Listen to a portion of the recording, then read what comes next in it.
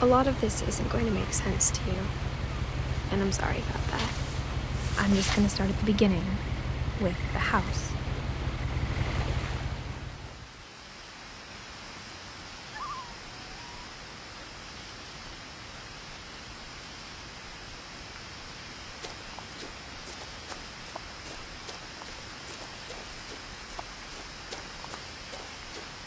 I lived here until I was 11, but I wasn't allowed inside half the rooms.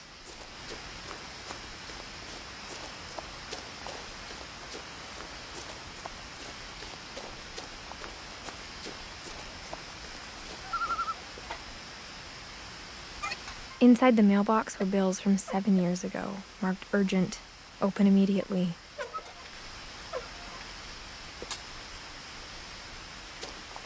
I hadn't been back since my brother Lewis's funeral.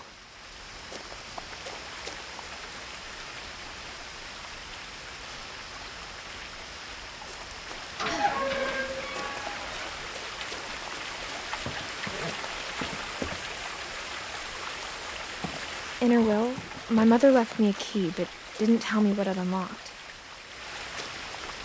Maybe she thought I'd know, or she thought that the mystery would be enough to bring me back.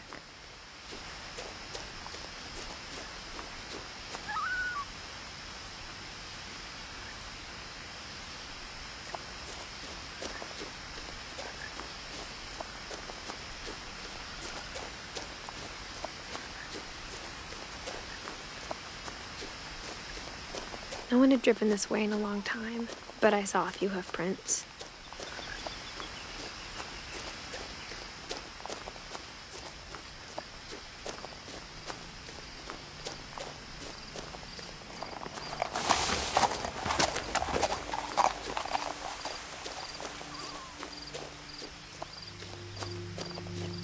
The truth is, even after I inherited the house, I never thought I'd come back to it. But now I had questions about my family that only the house knew the answers to.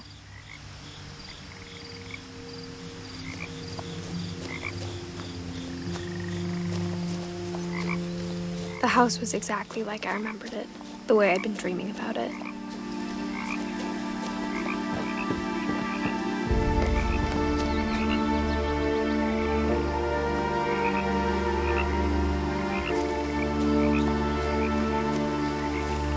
As a child, the house made me uncomfortable in a way I couldn't put into words.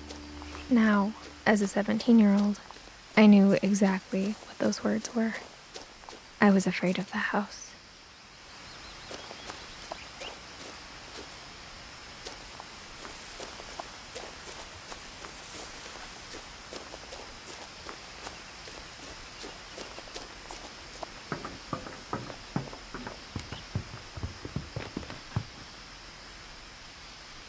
I hoped the key might unlock the front door.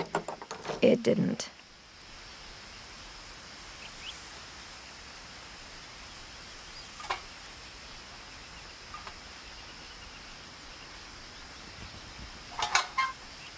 Looking in, I felt like the house itself had been waiting for me.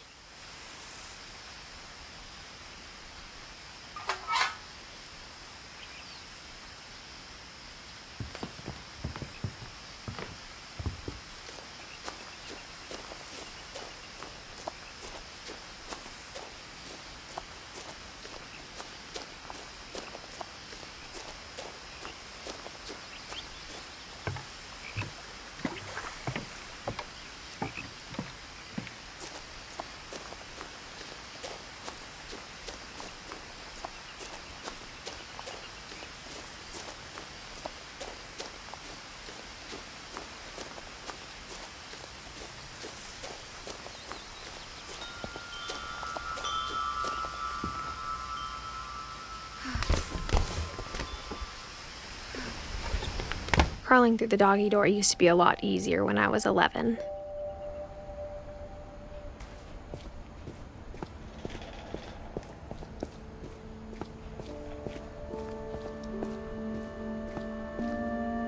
The power had been turned off the night we left.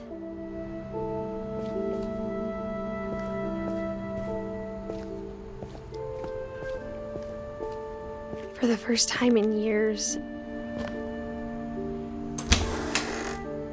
I felt like I was home.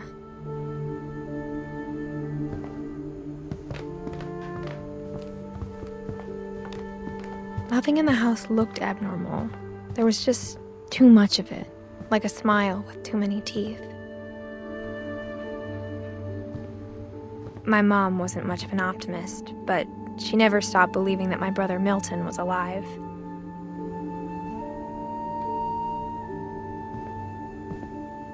A lot of things got left behind in the whirlwind of that last night.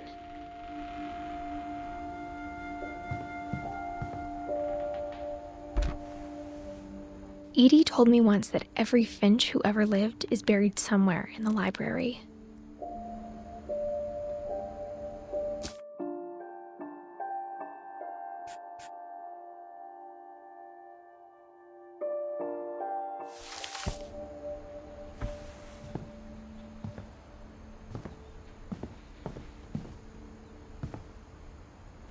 After Milton disappeared, Mom sealed up all the bedrooms. Then Edie retaliated and drilled peepholes.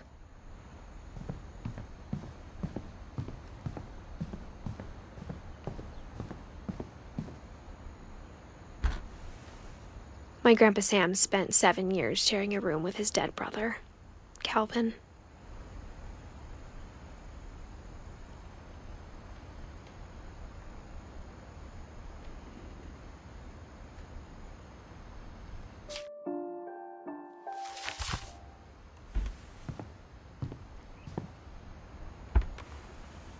As a kid, I just assumed every house had peepholes and sealed rooms you weren't allowed inside of.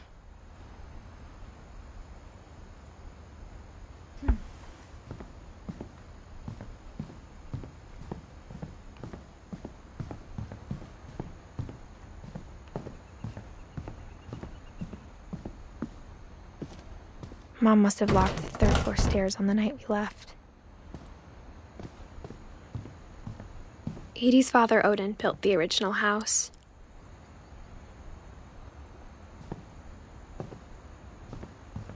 Whenever people ask me about my family, the first thing they always want to know about is Barbara.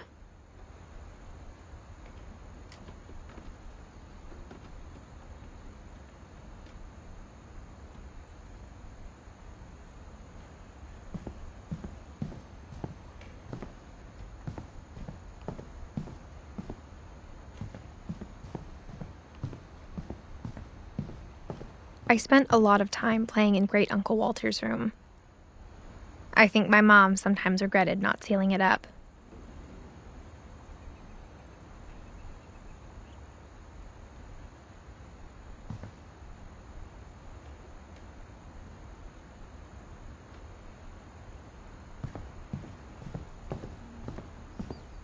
Lewis told me there were secret passages, but I never believed him.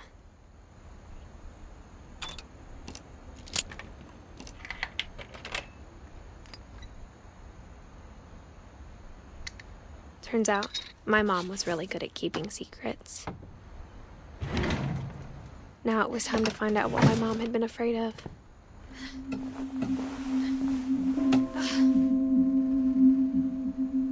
Reading this, maybe it sounds like I had a plan, but I had no idea what was behind that door.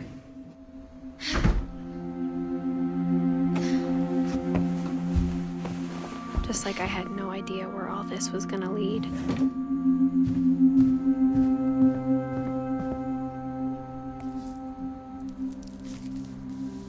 December 13th, 1947. Dear Diary, I'll be gone soon, but I wanted to tell somebody about what's gonna happen. It started when Mom sent me to bed without dinner.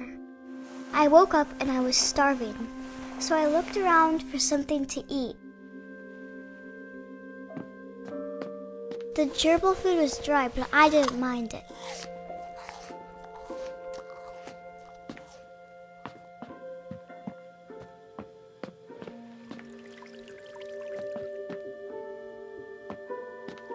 I thought about eating Christopher, but I held back.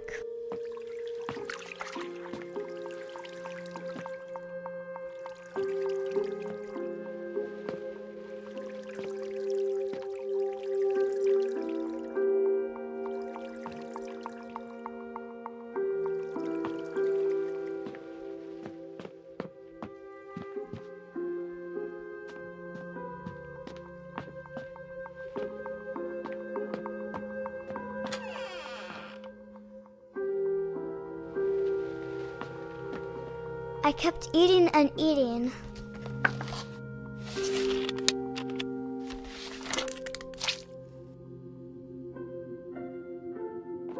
I ate a lot of things that night.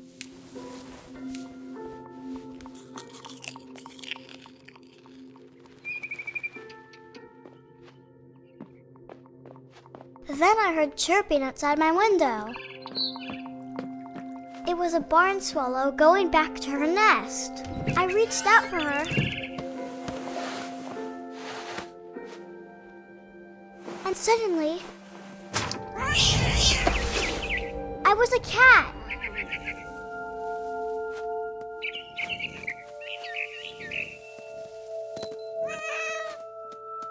I tried to be quiet, but the bird was really scared.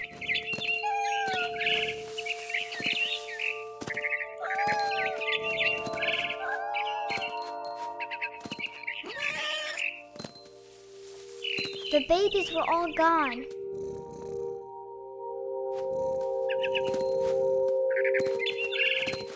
I jumped and I almost got her.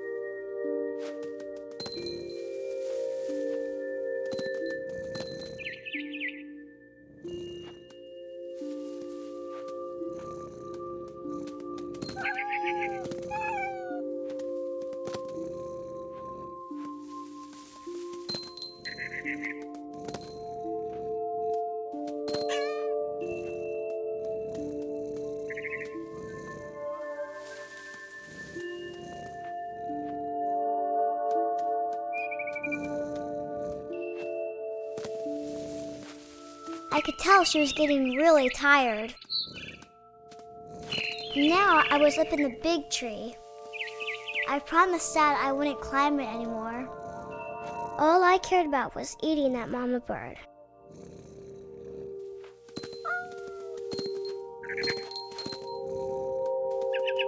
I gobbled her up. And suddenly, I was an owl. First, all I heard was the wind.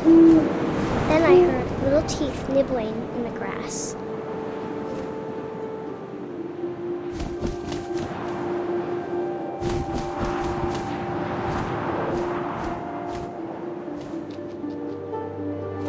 Rabbits.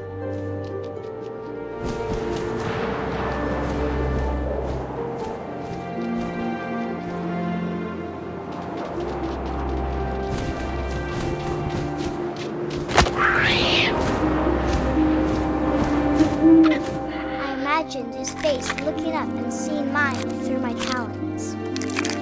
I swallowed him up, and I didn't chew one bit. Then I flew off to find something bigger.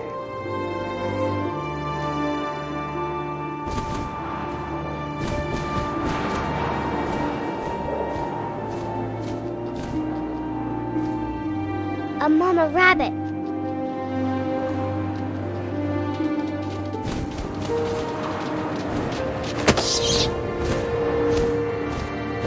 She was almost too big to carry.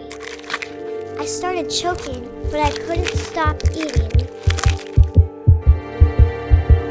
And suddenly, I was a shark.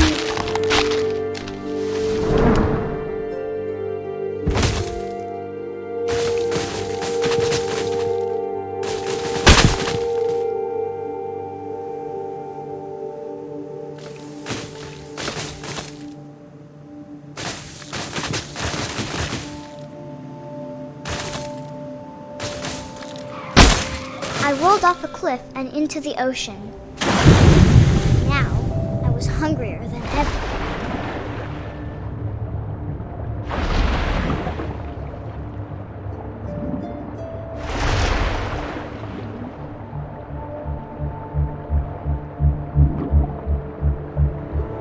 I wanted fat, juicy soups.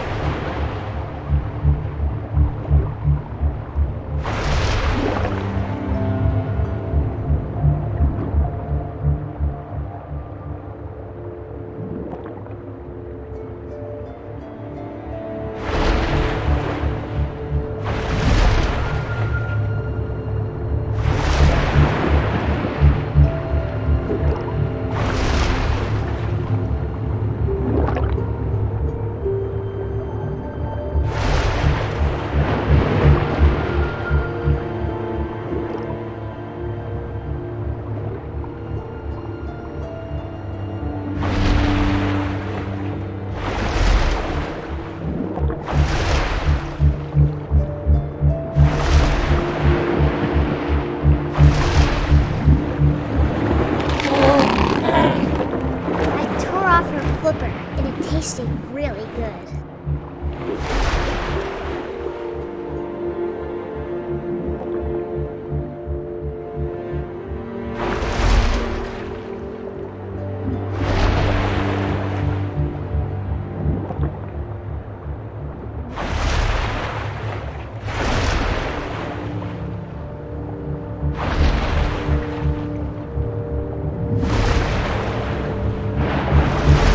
Grabbed on tight, but I was so hungry, I jumped out of the water.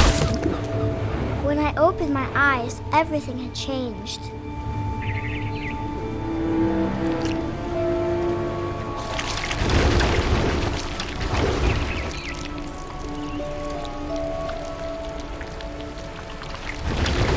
Now I was a monster, and I smelled people everywhere.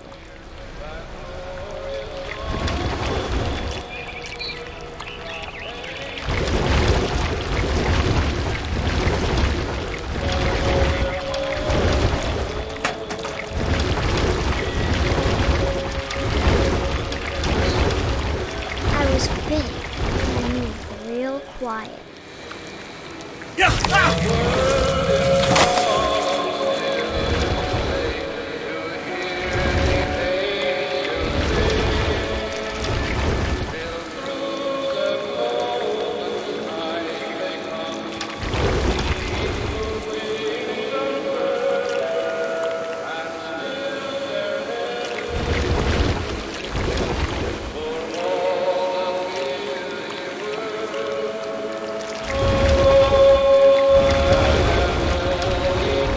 I wanted to stop, but also I didn't.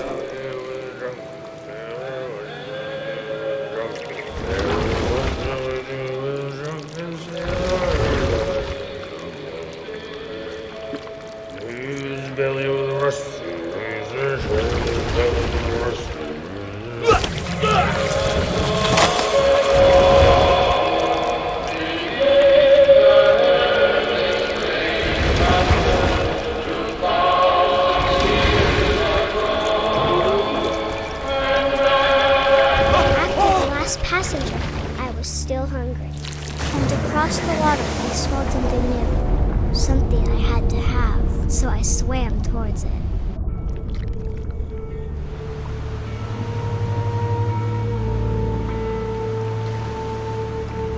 I slithered onto the sand, and the good smell went into an old pipe.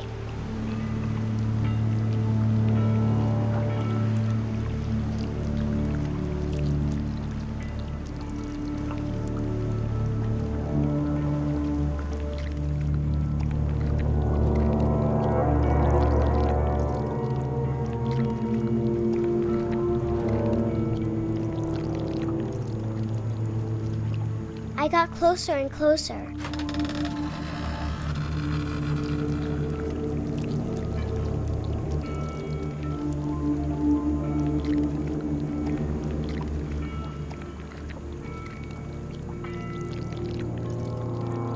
All my stomach started growling. And suddenly, I was me again. I held my breath for a long time, but I couldn't hear anything. I think it's waiting for me to fall asleep. But it's not going to wait much longer. It needs to feed, and we both know I will be delicious.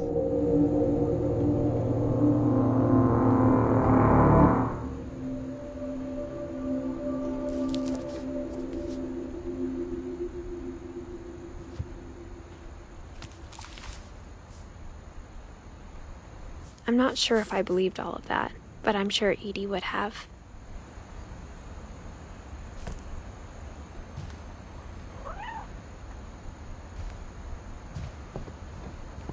I can't describe it, but I felt like some part of Molly was still here. I grew up looking at Molly's room through the peephole.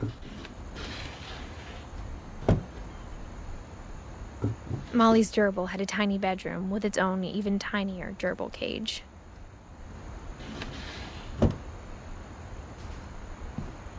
Being inside for the first time, I felt like I'd stepped behind a painting.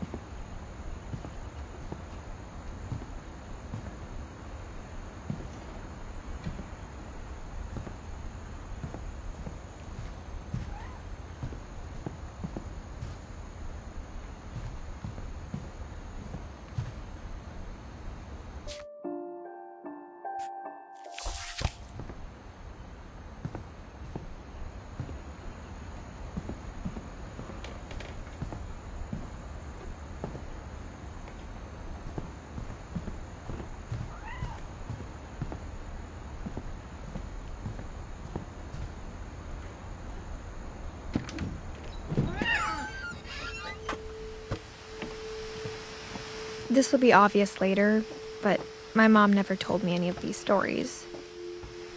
Edie would have, but Mom didn't like bringing up the past. Though, when we adopted a stray kitten, she was the one who named it Molly.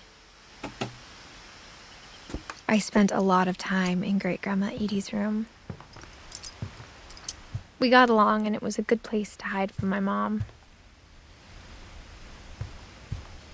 Her room was like a museum. For 500 years, the Finches have been famous throughout Norway for their fortune and misfortune.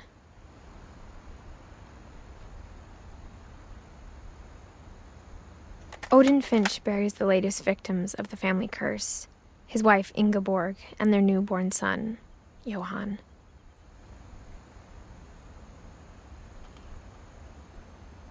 On January 7th, 1937, he set sail with his family and his house, hoping to leave the curse behind. But 40-foot waves off the coast of Washington send the house and Odin to the bottom of the sea. Odin's daughter Edie, with husband Sven and baby Molly, step ashore on their new home, Orcas Island. Odin Finch is the first to be buried in the new family cemetery. His daughter Edie is already dreaming of a new Finch house.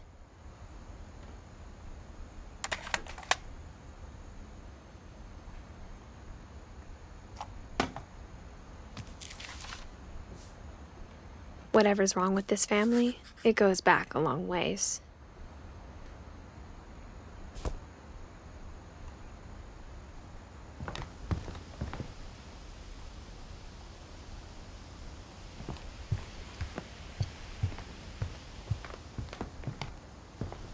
Edie knit me a new pair of gloves every year.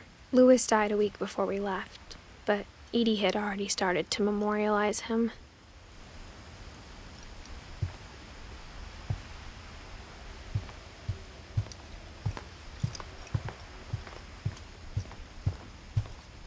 When Edie told people Sven was killed by a dragon, she could also have said he was building a dragon-shaped slide that collapsed. She could have, but she didn't. Even in her 90s, sometimes Edie seemed a lot younger than my mother.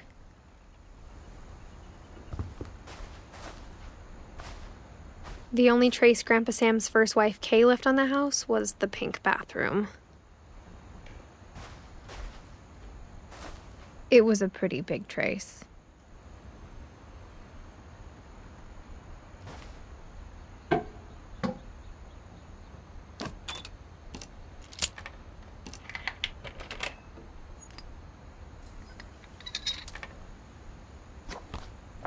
There's a secret in this bathroom. It's in the last place you would look. It isn't in the cupboard.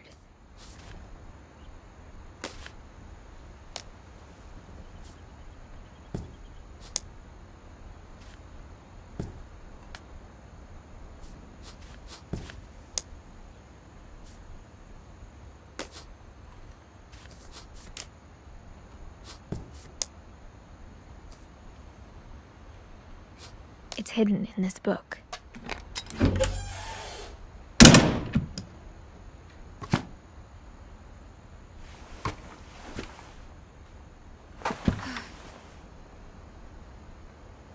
Sven gave Sam an old camera he'd refurbished. He never put it down.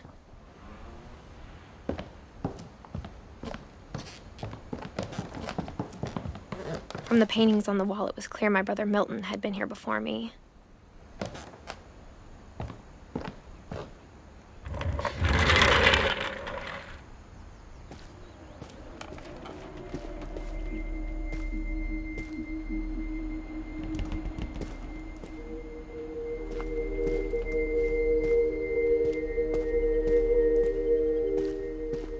I knew Grandpa Sam had a twin, and that he never talked about him. I guess my grandpa didn't like history any more than my mom did.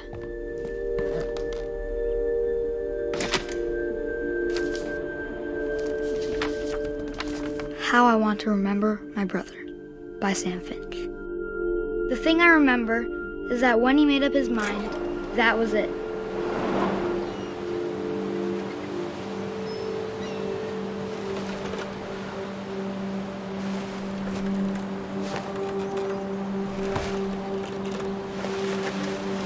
My brother said he'd die before he ate another mushroom, and he did. At Barbara's funeral, we swore we'd never be afraid again, and he wasn't.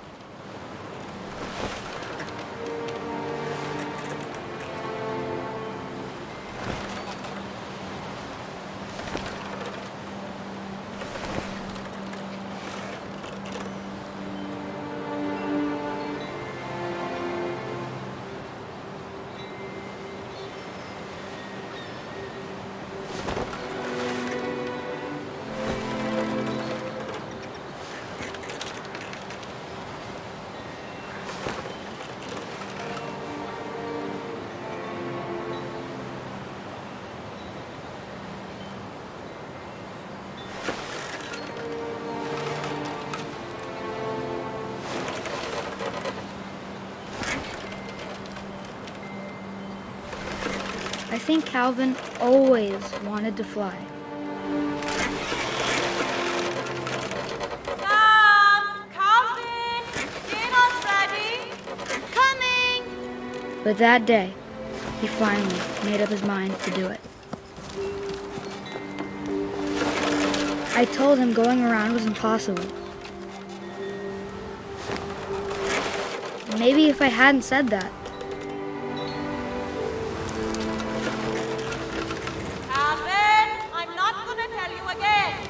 maybe if the wind hadn't picked up, then maybe he'd still be here. But I doubt it. I think he'd already made up his mind. That's what I want to remember about my brother.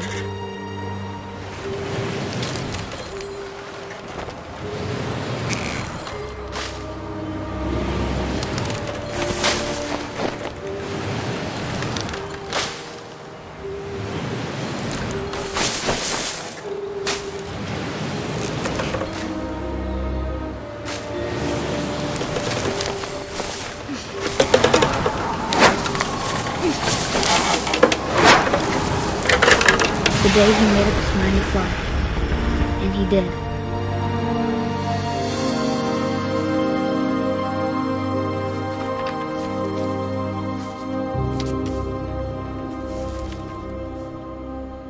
Calvin's story felt strangely familiar. When I was younger, I remember trying to do the exact same thing.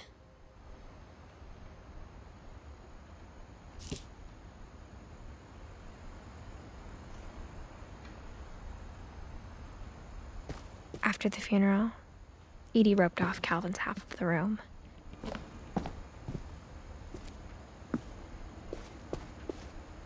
Mom said Grandpa Sam enlisted at 18 and never set foot in the room again.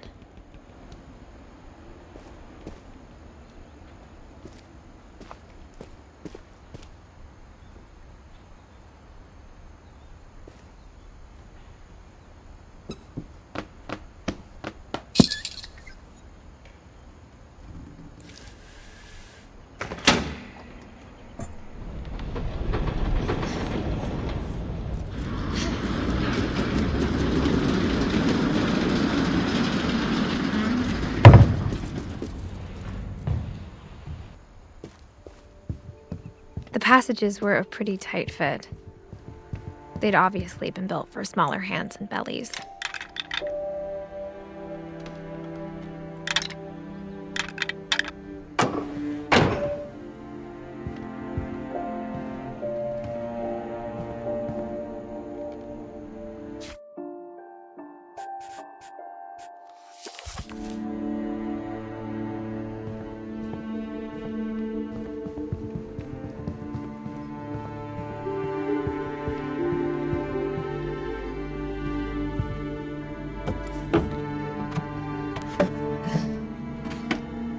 Growing up, I always thought of Barbara as a child star.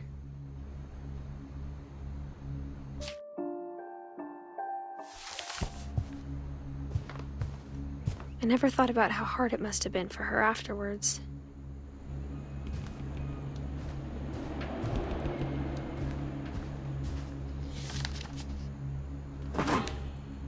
Of all the stories people wrote about Barbara's death, I'm surprised Edie saved this one.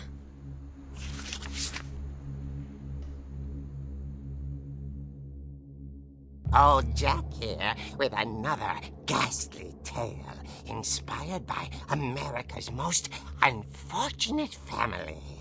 I'm calling it The Surprise Ending of Barbara Finch. As a child star, Barbara was famous for her scream. Now at 16, she was all washed up. A has-been. But in a lucky break, she'd been asked to perform her signature scream at a local convention for monster movie fans. It was just the boost her career needed. Unfortunately, her scream hadn't aged well. Getting better. I think you just need the right motivation. Her biggest fan and current boyfriend, Rick, was about to demonstrate when... Now that was a great scream. It was Barbara's father, Sven. He'd slipped into a table saw and had to be rushed to the emergency room. So Barbara got stuck babysitting her youngest brother, Walter. Her convention comeback was cancelled. Okay, I'm hearing frustration, but I'm not hearing terror. What if I tried... A gang of hoodlums in Halloween masks have been terrorizing Orcas Island tonight. Police are urging residents to... That came from the basement. You're right! Also, I loved your delivery on that. Why is your basement door locked? Because my dad likes making puzzles and secret passages. There's a key hidden in the music box. The secret is to keep winding and winding until finally the key pops out. Thanks, babe. I'll be back in a sec. 20 minutes later, Rick hadn't returned. So Barbara went to look for him, right on cue. She reached for the music box.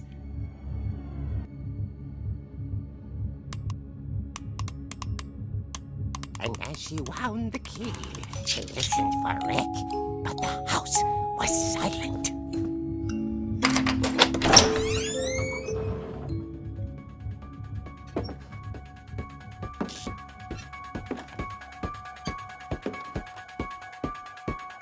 She found Rick's crutch and imagined the worst.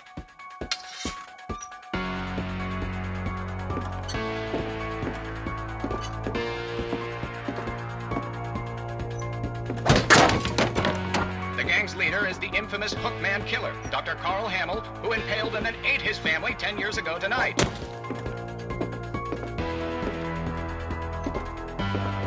The old fridge rattled and grew still. Oh dear!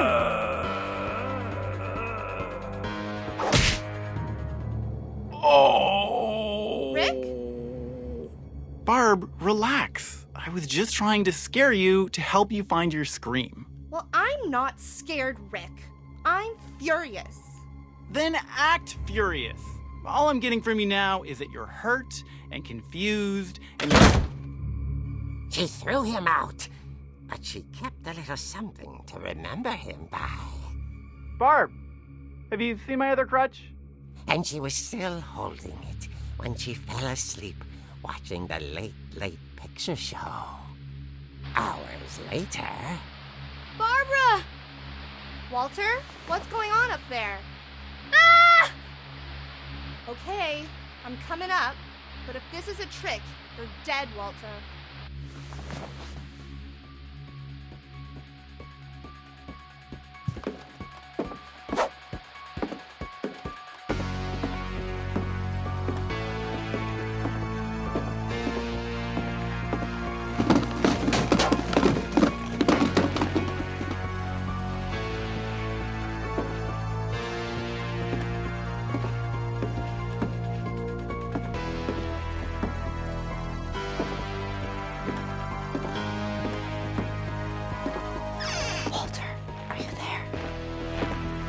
Walter had vanished, but his bedside radio was still on. Orcas Island police describe the man as 6 feet tall, with a steel hook for a hand. Residents are urged to lock all doors and windows and notify the police of any suspicious activity. Barbara turned, saw the hook man, and was speechless. He was quite smashing.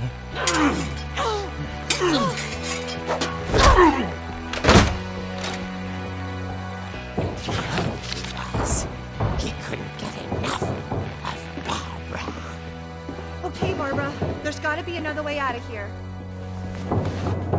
That night, she played her part beautifully.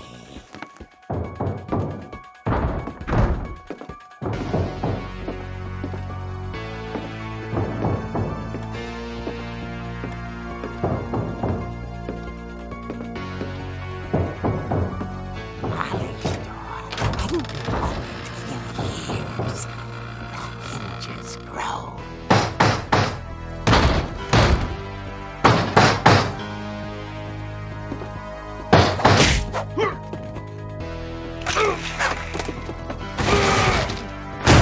He wasn't moving, but she sensed the story might not be over yet.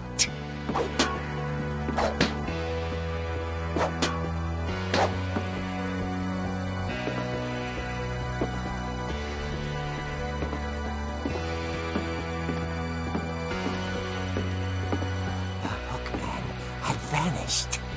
She listened for his breathing, but all she heard was...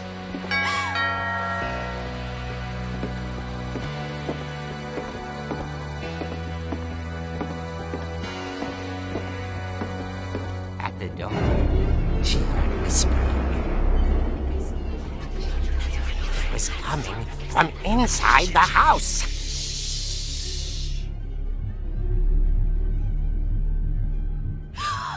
Oh dear.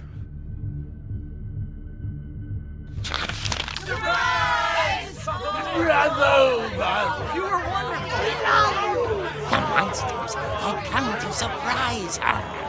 For Barbara, it was a dream come true. Then she saw what kind of monsters they were, and she realized what was about to happen. She was going to be famous. And with her final breath, Barbara Finch gave the performance of her life.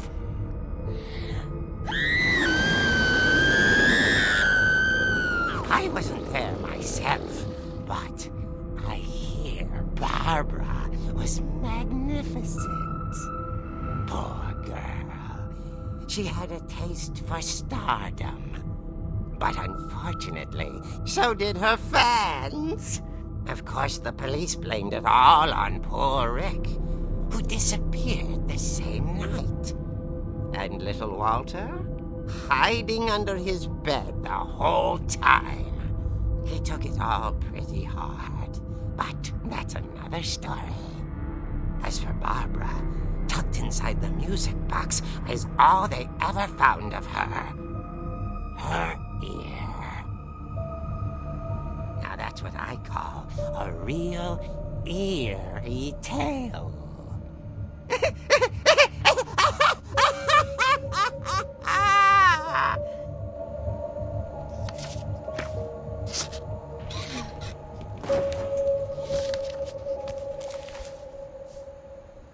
Edie told me all Barbara wanted was to be remembered, as absurd as that comic was. Maybe what Edie saw was a happy ending.